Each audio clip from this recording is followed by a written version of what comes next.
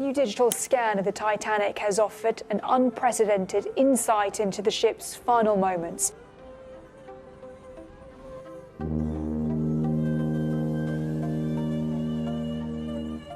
Everything you thought you knew about the Titanic is a lie. The world's most famous shipwreck has just been scanned again. And what was uncovered changes the story completely. For more than 100 years, people believed they knew how the Titanic sank, but only pieces of the truth ever surfaced. Now, the new full scan shows details no one has seen before, and they reveal a reality far more shocking than the history ever admitted. Almost all of a ship's strength is in its shell. With that compromised, her exposed interior was obliterated. Titanic's secrets hidden in the deep. It was the ship that was never supposed to sink. Titanic wasn't just the largest and most luxurious ocean liner of her time. She was the pride of an era. Built with cutting-edge engineering and declared virtually unsinkable, she represented the peak of human ambition. Wealthy elites, emigrating families, and hopeful adventurers all boarded her decks on April 10, 1912, bound for a new world. There was excitement, confidence, even arrogance in the air. Nothing could go wrong, everyone on board thought. But just 4 nights later, that illusion shattered. In the early hours of April 15, 1912, Titanic struck an iceberg and vanished beneath the icy black waters of the North Atlantic. Over 1,500 lives were lost in a matter of hours. Some froze in the water. Others went down with the ship. Survivors sat in lifeboats under a star-filled sky, listening to the cries fade into silence. It was one of the deadliest peacetime maritime disasters in history, and it changed the world overnight. For decades, no one knew exactly where the ship had gone down. Countless theories spread, and treasure hunters searched in vain. But in 1985, a breakthrough came. Oceanographer Dr. Robert Ballard and his team discovered the wreck over 12,000 feet below the surface, nearly 400 miles off the coast of Newfoundland. Using advanced sonar and an unmanned deep-sea sled, they found Titanic broken in two, lying eerily still in the darkness. The images shocked the world. The ship's bow looked almost untouched, ghostly and preserved, while the stern was shattered, torn apart by the violence of the descent. Debris, plates, boots, furniture was scattered across the ocean floor. It was a graveyard, and yet there was beauty in it. The wreck was frozen in time, a silent museum holding the final moments of that bitter night. The symmetry of the bow, the quiet stillness of the cabins, and the eerie calm of the ocean floor drew people in. It was tragic, but it was also mesmerizing. For the first time, people could see history not in books, but lying before their eyes, preserved in darkness. From that moment, Titanic fever returned. Throughout the late 1980s and 1990s, more missions ventured to the site. Crews used manned submersibles and remotely operated vehicles to film and map the wreck. Each dive brought back images more haunting than the last. Intricate tilework was still intact. Chandeliers hung inside collapsed ballrooms. Rusted railings lined the shattered decks. Thousands of personal artifacts were also recovered, and each one told a human story. There were children's shoes. There was a pocket watch stopped at the exact time the ship went down. There was a violin that had once played as the ship sank. Even with all of this, the wreck was too vast to fully understand. Explorers could only view one small piece at a time. It was like shining a flashlight into a cathedral. What you could see was stunning, but most of it remained hidden in the shadows. Then, In 1997, Titanic took center stage again, but this time in theaters. James Cameron's film Titanic didn't just tell a love story, it resurrected the ship. The director famously dove to the wreck himself, capturing real footage for the movie. His obsessive attention to historical accuracy brought Titanic to life like never before. The film wasn't just a hit. It was a cultural tidal wave. It made history feel personal. The heartbreak felt real. Millions who had never cared about maritime history were suddenly captivated by it. And the world wanted more. Documentaries, books, 3D animations, virtual tours.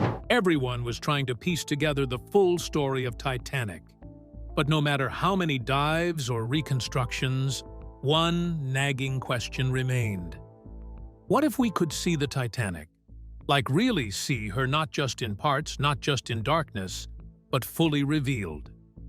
That question would spark a new kind of mission focused entirely on preservation, truth, and on creating the most complete digital resurrection of the Titanic the world had ever seen. How the mission to scan Titanic unfolded. In 2022, a historic mission took shape deep beneath the surface of the North Atlantic. Two remarkable teams, Atlantic Productions, known for creating world-class documentaries, and Magellan, a leader in deep-sea mapping and underwater exploration, joined forces for a project unlike anything attempted before. Their goal was to scan and capture every inch of the Titanic wreck site and create the first full-scale, photorealistic 3D model of the ship. For the first time, experts would have a complete digital record of the wreck that could be studied in detail without returning to the site. Over several weeks, the teams carried out more than 200 hours of dives at the Titanic's resting place, nearly 12,500 feet below the surface. At that depth, the pressure is immense. Every square inch of equipment is crushed by the equivalent of almost 380 elephants stacked on top of it. No human could survive outside a reinforced vessel for even a second. The dives were made possible by two remotely operated vehicles, or ROVs, which were tethered to ships above and piloted from the surface. These robots operated in total darkness, using artificial lights to see, while battling underwater currents that threatened to push them off course. The ROVs captured more than 700,000 high-resolution images from every possible angle. Earlier manned missions had been limited by short dive times, poor visibility, and the need to protect divers. By contrast, these robotic explorers could spend hours weaving back and forth over the wreck in precise grid patterns. They were able to reach corners of the Titanic that no diver had ever seen before, including collapsed areas of the stern and the farthest stretches of the debris field. The bow and stern, which rest about 800 meters apart, were both scanned in detail. The distance between them is itself a reminder of the violence of the sinking. The stern was ripped apart as it plunged to the seafloor, leaving behind a trail of debris scattered between the two sections. The debris field is more than just twisted metal. It is a graveyard of human history, containing plates, shoes, clothing, letters, and even luggage that belonged to the more than 1,500 people who lost their lives that night. The technique used was photogrammetry, a method that builds precise 3D models from overlapping photographs. Each of the 700,000 images was stitched together, creating a digital twin of the Titanic that is accurate down to just a few millimeters. This means experts can zoom in to see individual rivets holding the hull together, the rust patterns eating away at the steel, and even serial numbers stamped into equipment more than a century ago. The level of precision is so high that researchers can now conduct forensic studies on the digital model to help settle long-standing questions about exactly how the ship broke apart and sank. The scale of the data was staggering. The images and mapping produced several terabytes of raw information, making it one of the largest deep-sea data collections ever assembled. To handle it, powerful computer systems were needed to process and align the images into one complete model. The final result was a photorealistic 3D reconstruction so sharp and detailed that it felt as though the Titanic had been lifted out of the water and frozen in time. But what came next was completely unexpected.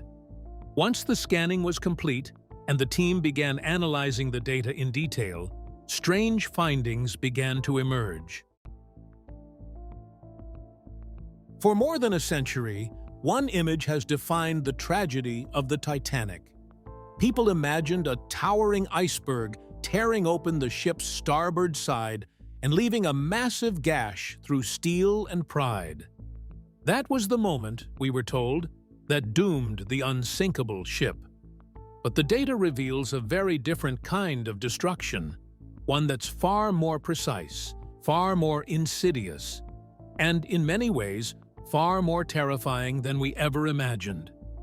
The damage was far smaller and far more devastating. Instead of one continuous tear, the iceberg left behind a series of small, sharp openings. Each hole was about the size of a sheet of paper. They were spread out along the ship's starboard side, from the bow backward. On their own, none of these punctures looked catastrophic, but together, they created a chain of breaches across 6 watertight compartments. That was the fatal blow. To understand why, it helps to look at Titanic's design. The ship was built with 16 watertight compartments. They were like sealed boxes at the bottom of the vessel. The idea was simple. If water broke through the hull, it would flood into 1 or 2 compartments, but the walls between them would hold the water back. This design made Titanic incredibly strong on paper. She could even survive if 4 compartments were completely filled. The iceberg, however, did not tear a single huge hole. It sliced across 6 compartments in a row, puncturing each one just enough to let seawater pour in. First, the bow compartment was breached. Within minutes, freezing water rushed in at tons per second. The next compartment filled almost immediately after. Then another, one by one, the compartments that were meant to protect the ship became gateways for destruction. Because the compartments did not have ceilings that reached the upper decks, the water simply spilled over the tops, like water filling an ice tray. Once the first 5 were full, the ship's bow sank lower, forcing even more water into the 6th. At that point, the ship's fate was sealed. The weight of the water pulled the bow deeper and deeper. The stern lifted out of the sea. The entire vessel was slowly dragged under by the very safety system that was supposed to save it. For decades, experts dismissed this idea as unlikely. The theory called death by 1,000 cuts was viewed as too subtle, too understated to explain such a monumental disaster. But now, the wreck itself confirms it. The scans provide cold, hard evidence that Titanic's end wasn't the result of a single catastrophic failure. But as chilling as that sounds, the iceberg is only part of the story. Lights until the end. Among the thousands of details uncovered in the scan, one single discovery stopped researchers cold. A steam valve, still wide open, was found deep inside the shattered stern. At first, it might seem like just another piece of machinery left behind on a wreck, long buried by the sea. But to Titanic historians, that one open valve confirmed a haunting truth. The ship's lights stayed on almost until the very end. Survivors had always insisted on this. They described how the Titanic remained lit up as she sank. But for years, many doubted them. Some thought the stories were softened by grief. Others believed they were shaped by fading memories. The ship's remains have now spoken clearly. The open valve means steam was still being fed to the generators in the final moments. And if steam was still flowing, that meant someone was down there making sure of it. That someone was the engineering crew. While panic, confusion, and terror unfolded above, and while passengers fought for space in lifeboats, the engineers stayed below. They worked surrounded by deafening noise, choking smoke, and rising seawater that cut deeper into the ship with each passing minute. They knew the ship was doomed. They knew there was no escape. And yet, they kept working. They kept the power flowing. They kept the lights on. They did not do this for themselves. Keeping the lights burning meant passengers could see their way through corridors that otherwise would have been pitch black. It meant families rushing to lifeboats could cling to some sense of order instead of being consumed by chaos. It meant that more lives could be saved. These men made a conscious choice. They stood at their posts, fully aware that each second they worked brought them closer to drowning. For decades, this sacrifice was questioned. Many believed it was a noble story polished by time. Take Violet Jessup, a stewardess who survived that night. She recalled the lights still glowing as her lifeboat was lowered into the sea. Her words were often doubted, but the new scan has now confirmed her testimony. The confirmation makes their sacrifice more heartbreaking than ever. These men stayed in the bowels of the ship while freezing water eventually rushed in and swallowed them alive. Their families never saw them again. Their names were barely mentioned, yet without them, many more would have died in total darkness. What the scans revealed next is even more brutal. Steel torn and souls lost. The scans show a shocking contrast between the two halves of the Titanic. The bow is still recognizable. The railings are there. The anchors remain. The lines of the hull are sharp, and after more than 100 years on the seabed, it still looks like a ship. That survival almost feels unsettling because it carries the outline of what once was, as though time has refused to erase it. The stern, however, tells a far more devastating story. It is wrecked beyond recognition.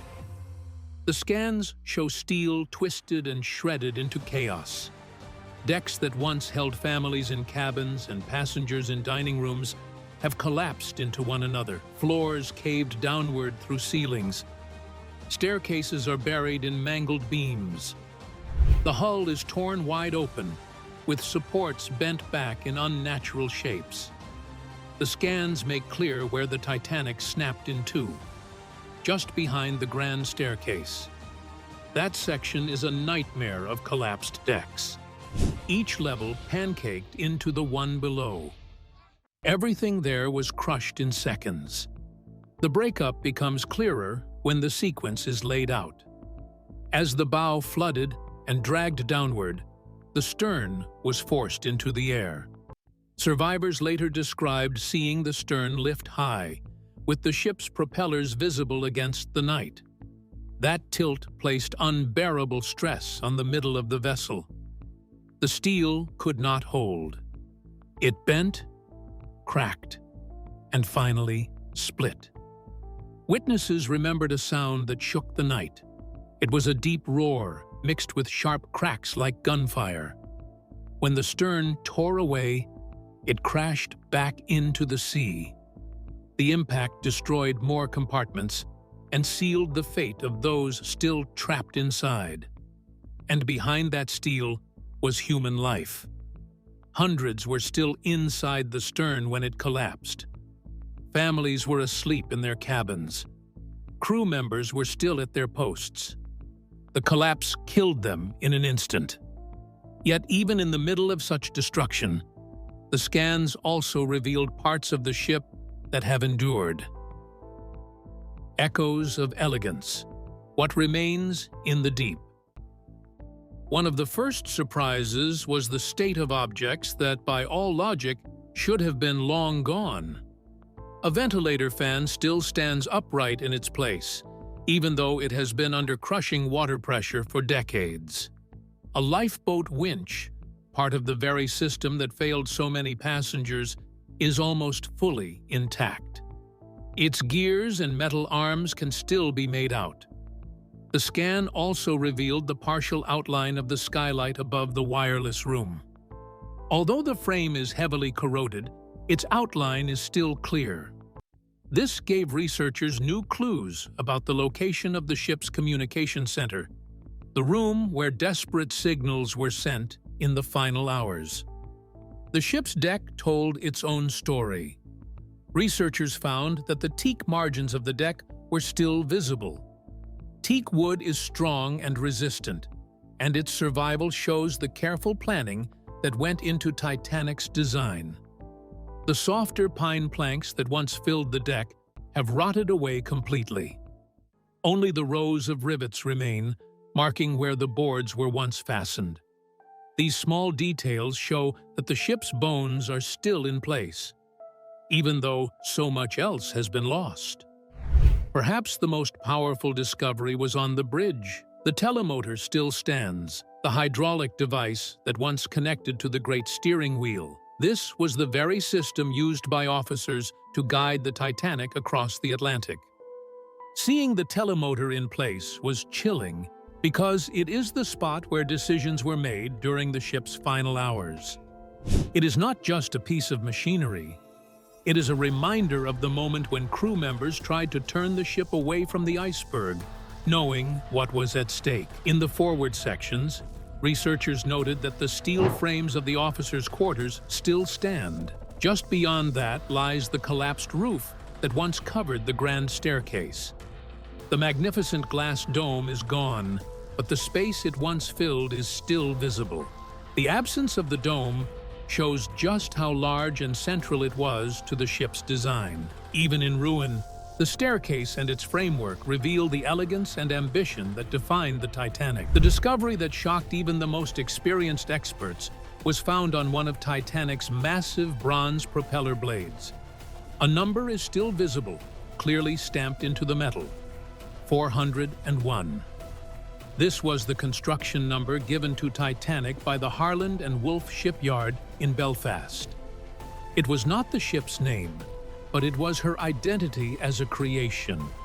That number is now one of the last surviving marks of the ship as it was built, resting nearly 13,000 feet under the ocean.